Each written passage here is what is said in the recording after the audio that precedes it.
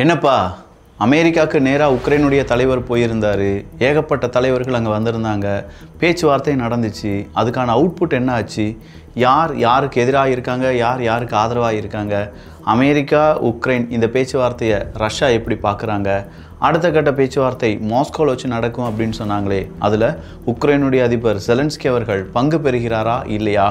பல கேள்விகள் இருந்துச்சுன்னா அத்தனை கேள்விகளுக்கான பதிலாக இந்த ஒரு பதிவு இருக்க போகுது. எல்லாத்தையும் பார்த்துடலாமா?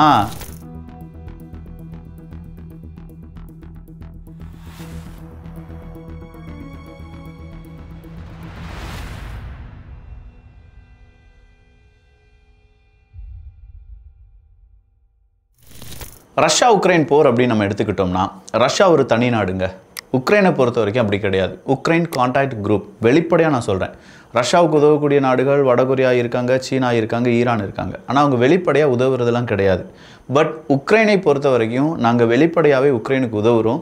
உக்ரைனுக்கு என்ன தேவையோ, பண தேவை, இன்டெலிஜென்ஸ் ரிப்போர்ட், இல்லை ஆயுத தேவை, அப்படி இல்லையா ஏதாவது உளவு ரிப்போர்ட், எதுனாலும் சரி நாங்கள் உங்களுக்கு தரோம் அப்படின்னு சொல்லி கிட்டத்தட்ட ஒரு 44-45 நாடுகள் உறுதுணையாக உக்ரைன் கூடவே இருக்காங்க. சொல்லப்போனால் உக்ரைன் உடல், அதுக்கு பின்னாடி நிழல் மாதிரி இந்த 44-45 நாடுகள் இருப்பாங்க. ஸோ உக்ரைன் கான்டாக்ட் குரூப் அப்படிங்கிறது தான் இதனுடைய பெயர். உக்ரைனுக்கான உதவிகளை செய்வதற்காக இந்த நாடுகள் என்ன வேணாலும் இறங்கி செய்வாங்க. அந்தந்த நாடுகள்கிட்ட இருக்கக்கூடிய நிறுவனங்கள்ட்ட இருந்து ஏகப்பட்ட பணத்தை வாங்கி அதை ஆயுதமாக கன்வெர்ட் பண்ணி கடன் வாங்கியாவது பிற நாடுகள்கிட்ட ஆயுதங்களை வாங்கி உக்ரைனுக்கெலாம் கொடுப்பாங்க. இப்படிப்பட்ட உக்ரைன் கான்டாக்ட் குரூப், அடுத்ததான் நேட்டோ அப்படிங்கிற ஒரு குரூப், அடுத்த ஐரோப்பிய ஒன்றியம் அப்படிங்கிற குரூப், இவங்க எல்லாரும் சேர்ந்து தான் உக்ரைன் ஜெயிக்க வேண்டும், ரஷ்யா தோற்க வேண்டும் அப்படின்னு சொல்லி இந்த யுத்தத்தில் ஈடுபடக்கூடிய நாடுகள். ஸோ இந்த நேரத்தில் தான் ரஷ்யா என்ன செய்கிறாங்க அப்படின்னா, உக்ரைனுக்கு எதிராக பலமான தாக்குதலை அடிக்கிறாங்க. ரஷ்யா உக்ரைனுடைய பகுதிக்கும் அதிகமான இடங்களை பிடித்தெடுக்கிறார்கள். முக்கியமான ஒரு 4 இடங்கள், அதன் பிறகு கிரீமியா, இது இல்லாமல் இன்னும் சில இடங்கள் ஃப்ரண்ட்லைன் எக்ஸ்பேன்ஷன் அப்படிங்கிறத ரஷ்யா ரொம்ப தீவிரமாக செஞ்சுட்டு இருக்கிறதுனால இதுக்கு மேலேயே உக்ரைனுக்கு உதவுறதுக்கு நம்மளால் முடியாதுன்னு சொல்லி பல நாடுகளும் அங்கேருந்து பின்வாங்குறாங்க. இந்த நேரத்தில் அமெரிக்கா சொல்கிறாங்க, அப்படி நீங்கள் பின்வாங்கக்கூடாது, உக்ரைனுக்கு தேவையான உதவிகள் செய்ய வேண்டும், ஆனால் என்கிட்ட பணம் கிடையாது, உங்களுடைய பணத்தை என்கிட்ட தாங்க, என்னுடைய ஆயுதங்களை நான் உக்ரைனுக்கு கொடுக்குறேன், இல்லை என் ஆயுதங்களை பிற நாடுகள், யூரோப் நாடுகள் ஏதாவது வாங்கியிருந்தாங்கன்னா அவங்களுக்கு கொடுப்பதற்கான அனுமதியை கொடுக்கிறேன் அப்படின்னு சொல்லி கடைசியாக இதுதான் இந்த ஐரோப்பிய ஒன்றிய நாடுகள், அமெரிக்கா மற்றும் உக்ரைன் சேர்ந்து செய்த செய்கைகள். அதன் பிறகு தான் செலன்ஸ்கி அவர்களுக்கு ஆதரவாக அமெரிக்காவினுடைய அதிபர் டொனால்டு ட்ரம்ப் அவர்கள் வருகிறார். மினரல் டீல் அப்படிங்கிறது ஒன்று உருவாகுது. பீஸ் டீல் நெகோசியேஷன் அப்படின்னு சொல்லி அமெரிக்காவுக்கும் ரஷ்யாவுக்கும் இடையே அலஸ்காவில் வச்சு ஒரு பேச்சுவார்த்தை நடக்குது. இந்த பேச்சுவார்த்தை நடந்து முடிந்த கையோடி ட்ரம்ப் அவர்கள் அறிவிக்கிறார், நானும் ஜெலன்ஸ்கி அவர்களும் பேச போகிறோம் அப்படின்னு சொல்லி. இவர் ட்ரம்ப் அவர்களும் ஜெலன்ஸ்கி அவர்களும் தான் பேச போகிறாங்க அப்படின்னு பார்த்தா இல்லை, ஏகப்பட்ட தலைவர்கள் வந்துட்டாங்க. இதுக்கான அவுட்புட் என்ன அப்படின்னு பார்த்தீங்கன்னா, ஒரு அமைப்பு, ஒரு கூட்டத்தை உருவாக்கியிருக்காங்க. அது வேறு எதுவுமே இல்லை, அமெரிக்கன் யூரோப்பியன் உக்ரைனியன் கூட்டமைப்பு அப்படிங்கிறது தான். ஸோ அமெரிக்கன் யூரோப்பியன் உக்ரைனியன் அப்படின்னு சொல்கிற இந்த கூட்டமைப்பில் 3 நாடுகள் இருக்காங்க. 3 நாடுகள்னால் யூரோப் நாடுகள், அமெரிக்கா, அதே மாதிரி உக்ரைன். இவங்க 3 பேருமே சேர்ந்து உக்ரைனுக்கான செக்யூரிட்டி கேரண்டி அப்படிங்கிறத ட்ரேஸ் அவுட் பண்ண போகிறாங்க. இந்த செக்யூரிட்டி கேரண்டியை இன்னும் ட்ரை பண்ணுறதுக்கு, அதுக்கான ஒட்டுமொத்தமான வடிவம் கொடுப்பதற்கு 2 வாரங்கள் எடுக்கலாம் அப்படின்னு சொல்லி பிரான்ஸினுடைய மேக்ரோன் அவர்கள் குறிப்பிடுகிறார். ஸோ மேக்ரோன் அவர்களுடைய அந்த இன்டெப்த் நாலேஜ் என்ன சொல்லுதுன்னா, உக்ரைனுக்கு எதிராக ஏதாவது ஒரு நாடு பெரிய அளவில் உக்ரைனை அடிக்க வந்தாங்கன்னா அவங்கள தடுப்பதற்கு நாம் எல்லாம் ஒன்றிணைய வேண்டும், அதற்கான ஒரு குரூப்பை உருவாக்கணும். அதுதான் யூரோப்பியன், அமெரிக்கன் மற்றும் உக்ரைனியன் குரூப் அப்படிங்கிறது. ஸோ இதில் ஒருவேளை உக்ரைனை தாக்குவதற்காக ரஷ்யா வராங்க அப்படின்னா அமெரிக்கா அவங்களுடைய வான்படையை, விமானப்படையை உக்ரைனுக்கு ஆதரவாக நிலைநிறுத்துமா அப்படிங்கிற ஒரு கேள்வி உருவானது. அந்த கேள்விக்கு இன்றைக்கி அமெரிக்காவினுடைய ஸ்போக்ஸ் உமன் என்ன தெரியுமா சொல்லியிருக்காங்க? எஸ், ட்ரம்ப் அவர்கள் அதை ரூல் அவுட் பண்ணலை. அதாவது நாங்கள் அதை வான்படையை பயன்படுத்த மாட்டோம் அப்படின்னு சொல்கிற எந்த விதமான தகவலும் கொடுக்கல. அமெரிக்கா வேண்டுமென்றால் உக்ரைனுக்கு உதவுவதற்காக எங்களுடைய விமானப்படையை பயன்படுத்துவதற்கு தயாராக இருக்கிறோம் அப்படின்னு சொல்லியிருக்காங்க. ஸோ விமானப்படையை தயார் செய்து விட்டார்கள். ஒரு கட்டத்துக்கு மேலே உக்ரைனுக்குள்ளே அமெரிக்காவினுடைய விமானப்படை வரும் அப்படின்னு சொல்கிற ஒரு செக்யூரிட்டி கேரண்டி தான் அமைப்புகள் உருவாக்கி இருக்கிறதா என்கிற கேள்வி நமக்குள்ளே வருது.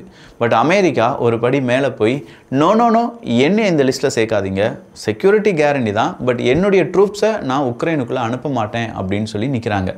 சார், ட்ரூப்ஸே வராமல் எப்படி சார் நீங்கள் உக்ரைனுக்கு உதவ முடியும் அப்படின்னு கேட்டால் என்னால் முடியும்.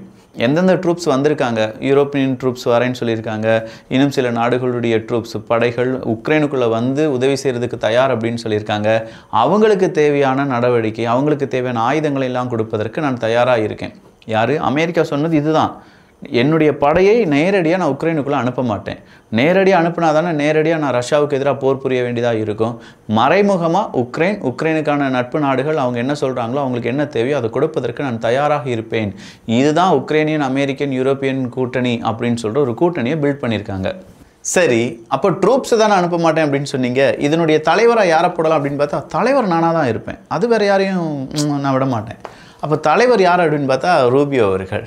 அமெரிக்காவினுடைய ஸ்டேட் செக்ரட்டரி ரூபியோ அவர்கள் தான் இந்த அமெரிக்கன், யூரோப்பியன் மற்றும் உக்ரைனியனுடைய குரூப்பினுடைய தலைவர்.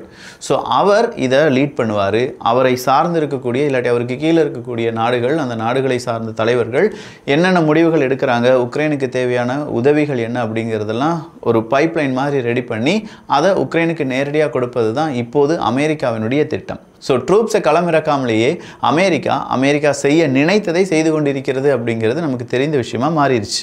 அது இல்லாமல் அமெரிக்கா எங்களுடைய வான்படையை நாங்கள் பயன்படுத்துறதுக்கான வாய்ப்புகள் வந்தது என்றால் நாங்கள் பயன்படுத்துவோம் அப்படின்னு சொல்லிட்டாங்களா. அடுத்ததாக ட்ரம்ப் அவர்கள் என்ன சொன்னார்? புட்டின் அவர்கள் பேச்சுவார்த்தைக்கு தயாராக இருக்கிறார் அப்படிங்கிறதையும் ட்ரம்ப் அவர்கள் சொல்கிறார். அதே மாதிரி இன்றைக்கி அமெரிக்காவினுடைய ஸ்போக்ஸ்வுமன் சொல்லியிருக்காங்க, நாங்கள் 2 பக்கமும் பேச்சுவார்த்தை நடத்திட்டோம். ஏன்னா இந்த மீட்டிங் நடந்த அடுத்த நிமிஷம் ஃபோன் கால் பண்ணியிருக்காங்க. புட்டின் அவர்கள் கூட ட்ரம்ப் அவர்கள் பேசியிருக்காங்க. கிட்டத்தட்ட 45 நிமிடங்கள் அந்த ஃபோன் கால் நடந்ததாக சொல்லப்படுது.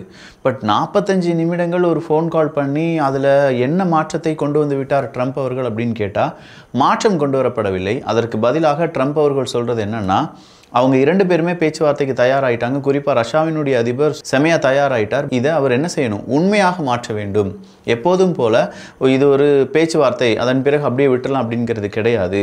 இந்த முறை எல்லா நாடுகளும் ஒன்றிணைந்திருக்கிறார்கள். குறிப்பாக யூரோப்பியன் யூனியன் எடுத்து பார்த்தோம்னா இதுவரையிலும் இல்லாத அளவுக்கு அந்த நாடுகள் எல்லாரும் ஒன்றிணைந்து உக்ரைனுக்காக அமெரிக்காவில் எல்லாருடைய டைமையும் ஒதுக்கி அந்த மீட்டிங்கில் உட்கார்ந்துருந்தாங்க அப்படின்னா பார்த்துக்கோங்களேன். இதில் இல்லாத நாடு எது அப்படின்னு பார்த்தீங்கன்னா போலந்து. ஸோ போலந்தினுடைய தலைவர் இந்த மீட்டிங்கில் வராததுக்கான காரணம் என்ன அப்படிங்கிறத இன்றைக்கி போலந்தினுடைய செய்தி தொடர்பாளர் எக்ஸ்பிளைன் பண்ணியிருக்கார். போலந்தை பொறுத்த வரைக்கும் எங்களுக்கு 2 விதமான மிலிட்ரி ஸ்ட்ராட்டஜி இல்லாட்டி ஃபாரின் பாலிசி ஸ்ட்ராட்டஜிலாம் கிடையாது. ஒரே ஃபாரின் பாலிசி ஸ்ட்ராட்டஜி தான்.